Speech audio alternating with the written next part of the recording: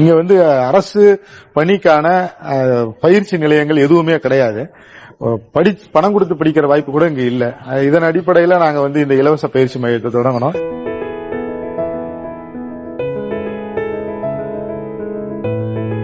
இந்த Sahajananda IAS academy திருமாப்பயிலகம் இணைந்து நடத்தும் இலவச பயிற்சி மையம் 2019 இருந்து நடத்திட்டு இருக்கோம். இதுல இந்த பகுதியை சேர்ந்த எக்கனாமிக்கலி பேக்ரவுண்ட் குறைவா உள்ள ஏழை எளிய மாணவர்கள், அதிகமா பெண்கள் இதுல பங்கு பெறாங்க.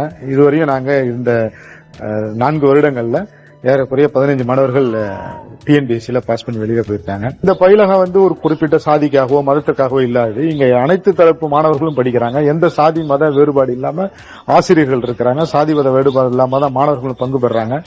அதனால இதற்கு முன்பு அவர் மேல வேற கோணங்கள்ல அபிப்பிராயம் உள்ள மாற்று சமுதாயம் மாணவர்கள் இங்க வந்ததுக்கு அப்புறம் இப்படி ஒரு தலைவர் இப்படி ஒரு நிகழ்ச்சி நடத்துறாரு, இப்ப ஒரு பயிலகம் நடத்துறாரு. எங்களோடு இணைந்து அவங்கதான் இப்ப இந்த பயிலகத்தை முன்னெடுத்து போறாங்க. நான் இன்ஸ்டியூட் 1 இயரா வந்துட்டு இருக்கேன். நான் last month police PC exam pass பண்ணிருந்தேன். அதுக்கு காரணமே இந்த இன்ஸ்டியூட் தான். ஏன்னா நிறைய டெஸ்ட் பேட்ச் போகுது, நிறைய ஃபேக்கல்டிஸ்லாம் நிறைய கிடைக்குது. நான் ஒரு கவர்மெண்ட் எக்ஸாமுக்கு படிக்கிற ஒரு ஆஸ்பிரண்ட்.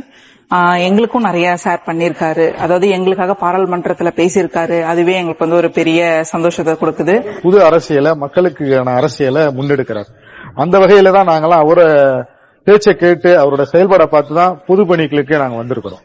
கிராமப்புற மக்கள், உள் கிராமப்புற மக்கள் TNPSC என்னன்னு தெரியாதவர்கள், அரசு வேலைக்கு போகணும் ஆனா என்ன பண்றதுன்னு தெரியாத தடுமாறிட்டு இருந்த இளைஞர்களுக்கு இது பெரும் வரப்பிரசாதம். இங்க வந்ததுக்கு அப்புறம் தான் அவங்க TNPSC படிக்கணும்ன்ற ஒரு எண்ணத்தையே கொடுத்திருக்கோம். வாழ்க்கையில நமக்கும் ஒரு வெளிச்சம் கிடைக்கும், வாய்ப்பு இருக்கு அப்படின்ற நம்பிக்கை வந்திருக்கு. அதுக்கு முன்னாடி தீண்டாம அதிகமா இருக்கும்.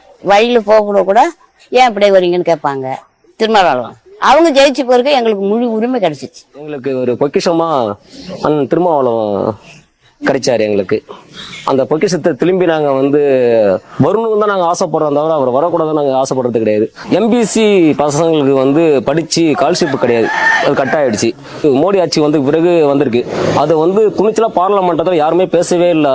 அதை பத்தி அவரு பேசினாரு. ரொம்ப பிரச்சனை இருக்கு, ஸ்காலர்ஷிப் இல்லாம அவங்க தான் வறுமை கோட்டை கீழே இருக்கிறாங்க, SC ST மக்களும் வறுமை கோட்டை கீழே இருக்கிறாங்க. அதுக்காக குரல் கொடுத்தாரு அவர் பார்லமெண்டத்துல. அத்தனை 500 லட்சம் பேர் உறுப்பினர்ல ஒரு ஒன்றி பேசுறதுக்கு பாடக்கூடிய விஷயம் இது. வேற யாருமே அதை பத்தி பேசல. அதுக்கு பிறகு அவர் பேசின பிறகுதான் மற்ற MP எல்லாம் பேசினாங்க. நிறைய செஞ்சிருக்காரு. எல்லாம் ஒரு மக்களுக்காக பேசல. அவர் ஒடுக்கப்பட்ட தலைவர்லாம் கிடையாது. அவர் பொது தலைவர். நிறைய மக்களுக்கு எல்லா மக்களுக்குமே செய்யறாரு.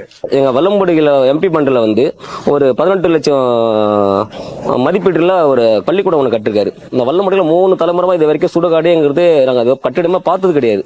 இன்னைக்கு இந்த சுடுகாடு ஒரு பண்டில கட்டி கொடுத்திருக்காங்க. அது பெரிய விஷயம். அது இன்றைய சமுதாயம் சீர்கேடு அடையாம நல்ல நிலையை அடையணும்னா திருமாவளவன் MP வேணும். அவரு ஒரு சில சலுகைகள் நம்ம தலித் மக்களுக்கும் இஸ்லாமியர்களுக்கும் அம்பேத்கர் அவருடைய இதை ஒரு சட்டசபையில ஒரு நல்ல கேள்வி கூட ஒரு மாமனிதர். தொகுதியை கடந்து சின்ன காஷ்மீர்ல இருந்து கன்னியாகுமரி வரைக்கும் என்ன பிரச்சனை நடந்தாலும் முதல்ல குரல் கொடுக்கிற ஒரு மனுஷன். நல்லா தூங்கிருப்பாரா என்னன்னு தெரியல. கார்லயே சாப்பிடுறாரு, கார்லயே போறாரு, கார்லயே வர்றாரு. ஒரு 3 மணி நேரம் தான் தூங்குறாரு. இடர்பாடுகளுக்கு மத்தியில தன்னுடைய தாயை கூட கவனிச்சுக்கிறதுக்கு அவருக்கு முடியல. ஆனாலும் ஓடிக்கிட்டு தான் இருக்காரு.